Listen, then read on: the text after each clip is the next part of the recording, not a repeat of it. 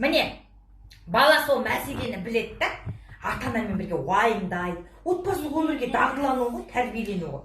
Сондықтан балағына мәселені жасырудың қажеті жоқ. Қазір бала ештеңе білмейді. Үйінде не болып жатыр, ақша қаяқтан келіп жатыр, қаяқтан шығып жатыр. Ештеңе білмейтін мәңгүрт болғанша отбасылық мәселеге араласып, әкенің қабағын, шешенің жаңағы айтысын, барлық жаңағы процестерді білмесі керек.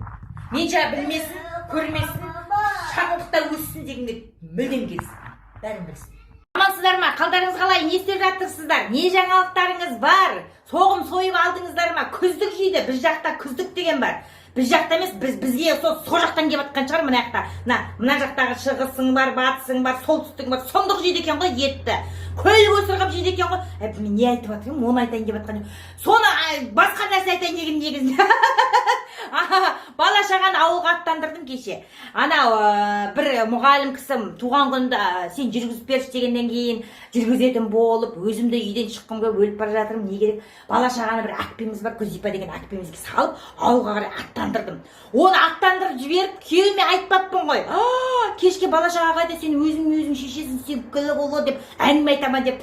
Олар жібергеннен кейін күйеуіме звондадым. Алла Руслан не? Балалар ауылға барамыз деп жылап жатыр деп. Жібер ана мұрагерді алып қал деп. Мұрагер вот именно ата деп, ауыл деп, мә деп жылап жатыр дедім. Сөйтсем, қойшы мөлдір ондайын жылайды ол ойға барайын. Керек емес жібермей қойшы. Мынан қарашынан жылап жатыр, не істеймін енді деп едім. Сөйтсем, енді болыпты енді, апарға сал жібер деді ғой вокзалға. Вокзалда тұрмыз деп айтып қойыпты. Сөйтсем, сен баяғыда өзің шешіп алыпсың ғой бәрін, не деп тұрсың маған не деп қойды. Сонымен не керек енді айту керек қой күйеуге деген дедім да қойдым. Оны қоя берші, содан жаңа туған күнге бардым. Керемет туған күн болды. Ол туған күн ол мұғалімдік емес, менікі болғандай болды ғой. Өміріме мәз болып, елдің бәрімен сүйрете түсіріп, той жүргізіп жүргенді ұмытып кетіп, солармен бірге билеп, ойнап, тамақтан бір жетіп, рахмет мөлдір келгеніңізге дейді. Мен айтамын, шақырғаныңызға рахмет. Жүргізген былай тұрсын, мен үйден шыққаныма бір қуанып қалдым.